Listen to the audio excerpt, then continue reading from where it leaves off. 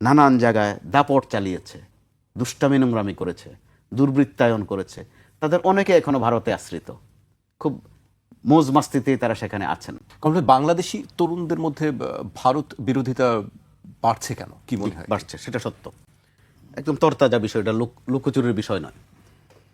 5 আগস্টের যেই বিপ্লব বলেন আর অভ্যুত্থান বলেন আর আন্দোলন বলেন, যেই নামে আপনি সম্বোধন করেন না, এই একটা বাস্তবতা, যখন জেনজি যাদেরকে বলা হয় তারা তো এন্টি ইন্ডিয়ান সেন্টিমেন্টেই কিন্তু বড় হচ্ছে, এতে করে ভারতটা এখানে অত্যন্ত প্রাসঙ্গিক।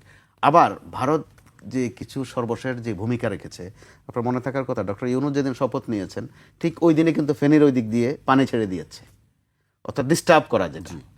আবার একটা পর্যায়ে ভারতে যাওয়ার আমাদের বাংলাদেশের মানুষের একটা সিংহভাগ আছে যে তারা মাজার জিয়ারতে যায়, আজমির শরীফ জিয়ারতে যায়, আর একটা অংশ আছে এরা চিকিৎসা নিতে যায়। ভারত কিন্তু ওখানে দেওবন্দ, জি দেওবন্দে দেওবন্দে যায়। দেওবন্দেও যায়।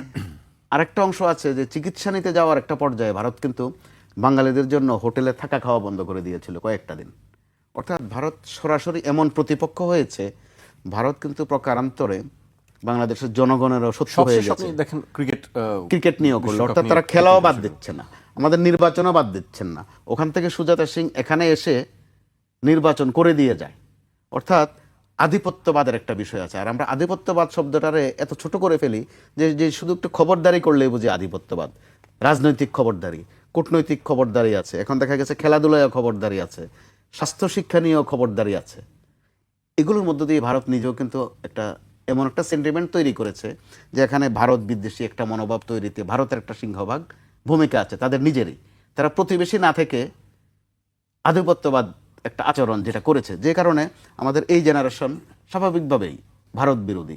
জামাত ইসলাম সেই সুযোগটা নিচ্ছে এবং নিবেই, সেটাই রাজনৈতিক দলগুলোর এক ধরনের কৌশল। সাবেক প্রধানমন্ত্রী শেখ হাসিনা কিন্তু গর্ব করে একবার বলেছিলেন যে ভারতকে এত দেয়াই আমি দিয়েছি যে আজীবন মনে রাখতে হবে। তাদের পররাষ্ট্রমন্ত্রী উপমা দিতে গিয়ে আর শব্দ পাচ্ছিলেন না, বলেই ফেললেন যে আমাদের সম্পর্কটা স্বামী স্ত্রীর সম্পর্ক।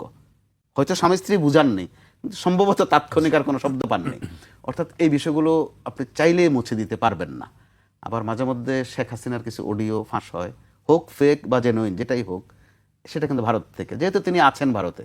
আবার বাংলাদেশে যারা আওয়ামী লীগের শাসনামলে নানান জায়গায় দাপট চালিয়েছে, দুষ্টামি নোংরামি করেছে, দুর্বৃত্তায়ন করেছে, তাদের অনেকে এখনো ভারতে আশ্রিত, খুব মৌজ মাস্তিতেই তারা সেখানে আছেন।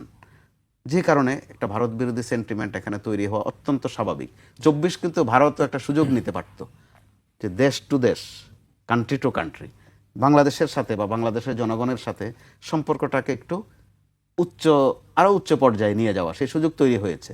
তারা সেই সুযোগটি কিন্তু এখন পর্যন্ত নেয়নি, যে কারণে এখানে ভারত বিরোধী সেন্টিমেন্টটা সম্ভবত আরও রান করবে যতক্ষণ পর্যন্ত নতুন কোনো